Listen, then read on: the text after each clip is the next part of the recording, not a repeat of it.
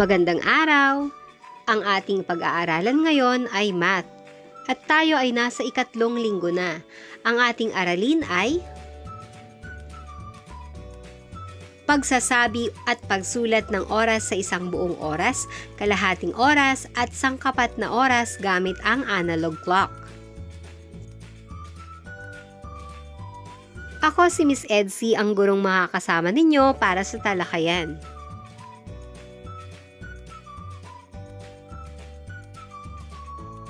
Sa nakalipas na aralin ay natutuhan mo ang pagtuklas ng araw o buwan gamit ang kalendaryo. Sa araling ito, matututuhan mo ang pagsasabi at pagsulat ng isang buong oras, kalahating oras at sangkapat na oras gamit ang analog clock. Halina't balikan natin ang nakaraang aralin. Basahin, isang buo. Makikita natin na ang bilog ay isang buo. Kalahati. Narito naman makikita natin ang kalahating bahagi ng bilog. At sangkapat. Ito ay nangangahulugang sangkapat na bahagi ng bilog. Alam nyo na ang ibig sabihin ng mga salitang ito at magagamit natin ulit mamaya para sa ating talakayan.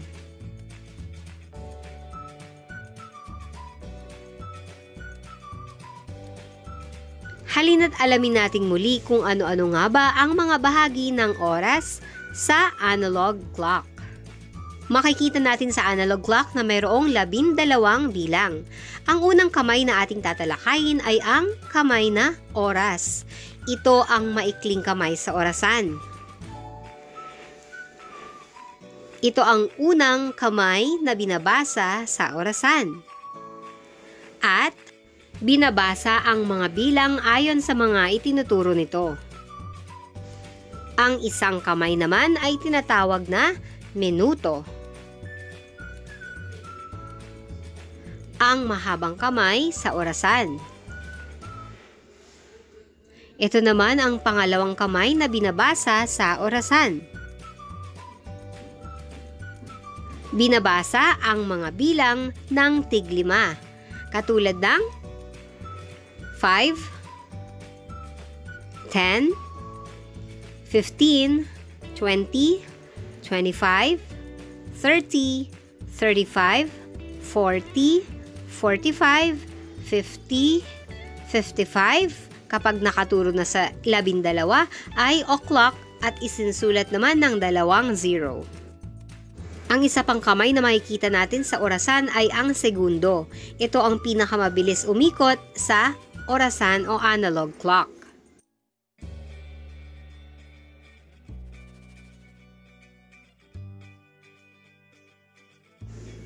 Sa oras, ang AM ay kumakatawan sa umaga na ang ibig sabihin ay ante-meridian.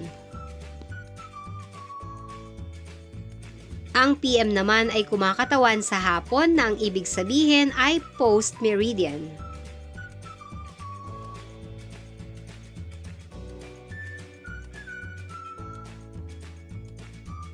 Ang AM ay mula ika-12 ng hating gabi hanggang sa ika-11 at 79 ng tanghali.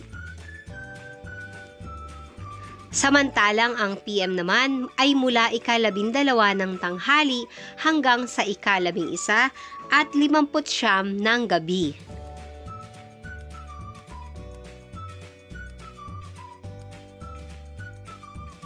Tingnan ang halimbawa. Suriin kung paano ang pagsabi o pagsulat ng oras na may isang buong oras, kalahating oras, at sangkapat na oras.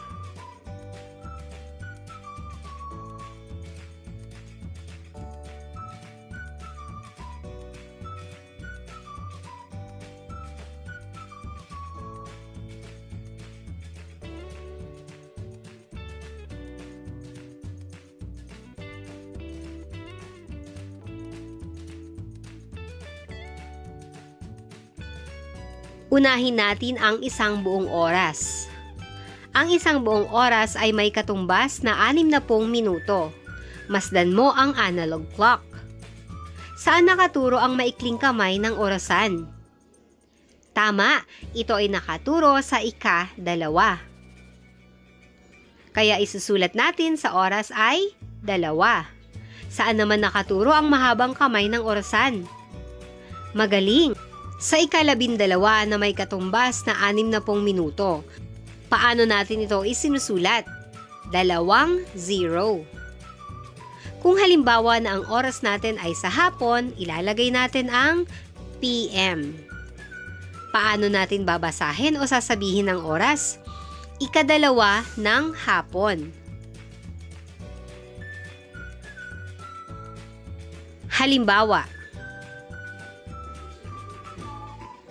saan nakaturo ang maikling kamay ng orasan? Tama, sa ika-5.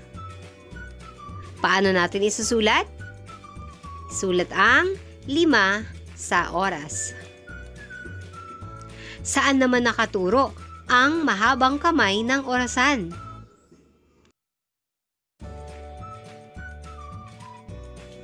Magaling! Sa ika-12 na may katumbas na 60 minuto. Paano na nga natin ito isinusulat ulit sa bahaging minuto? Tama, 2 0. Paano natin babasahin ang oras na ito? Ika-5 ng hapon. Isunod naman nating pag-aralan ang kalahating oras. Ang kalahating oras ay may katumbas na 30 minuto. Masdan mo ang ating orasan. Saan nakaturo ang maikling kamay ng orasan? Tama, sa ika-2 o nasa gitnang bahagi ng 2 at 3. Isusulat natin sa bahagi ng oras ang bilang na 2. Ngayon naman, saan naman nakaturo ang mahabang kamay ng orasan? Tama, sa ika-6 na may katumbas na 30 minuto. Kaya sa bahaging minuto ay isusulat natin ang 30. Kung halimbawang sa hapon ito nakita, isulat ang PM. Paano natin babasahin? Mayroong 3 paraan kung paano basahin. Una, ika-2 at 30 minuto ng hapon. Pangalawa, 30 minuto makalipas ang ika-2 ng hapon. Pangatlo, 30 minuto bago maging ika-3 ng hapon. Halimbawa, masdan mo ang orasan. Saan nakaturo ang maikling kamay ng orasan? Tama, sa ika-4 o lagpas ng ika-4. Isusulat ang 4 sa oras. Saan naman nakaturo ang mahabang kamay ng orasan? Tama, sa ika-6 na may katumbas na 30 minuto. Kaya ang isusulat sa minuto ay 30. Kung halimbawa ito ay oras na nakita natin sa umaga, isusulat ang AM. Paano natin babasahin? Ika-4 at 30 minuto ng umaga. 30 minuto makalipas ang ika-4 ng umaga o di kaya ay 30 minuto bago maging ika-5 ng umaga.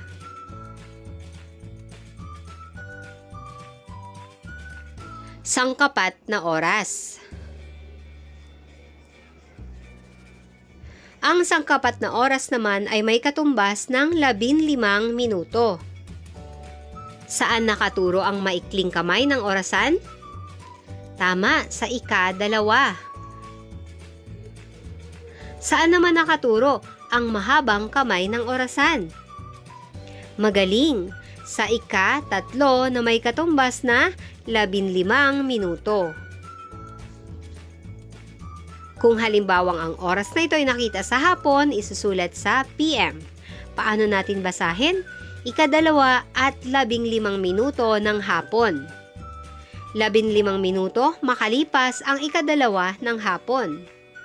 O di kaya, 45 minuto bago maging ika-3 ng hapon.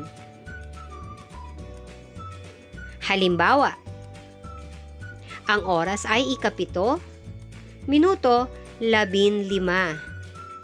Paano natin babasahin ang oras? Ika-7 at 15 minuto ng hapon.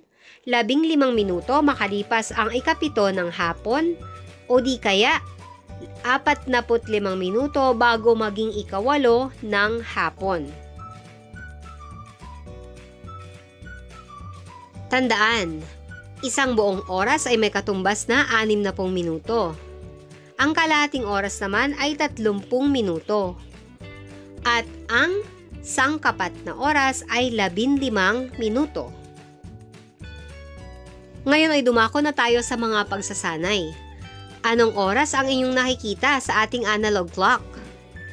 Tama, 10 o'clock o ika-10. Ang sumunod naman, magaling, 7:15 o di kaya ikapito at 15 minuto. Sa ating susunod na oras ay, tama, ika-3 at 30 minuto. Kasunod, ang oras ay 12:30 o ika-12 at 30 minuto. At ang panghuli, ang oras ay 8 o'clock o ika-8. Para sa gawain sa pagkatuto bilang isa, basahin at isulat sapat lang ang angkop na oras ng isang buo, kalahati at sangkapat na oras. Narito ang sagot, ika-9 ng umaga. Pangalawa,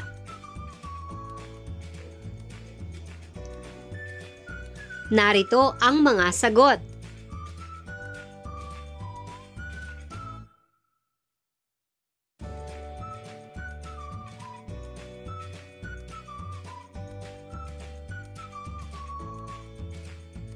Pangatlo,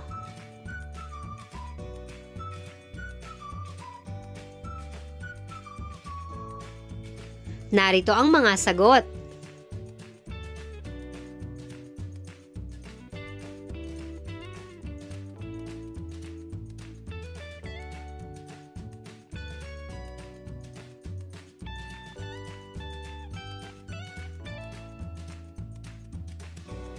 Para sa gawain sa pagkatuto bilang 2, basahin at unawain ang mga oras na nakasulat sa unang column.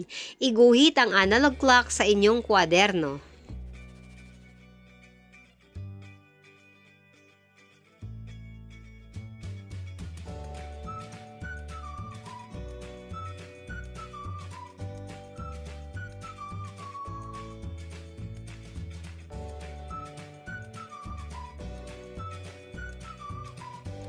Narito na ang mga sagot.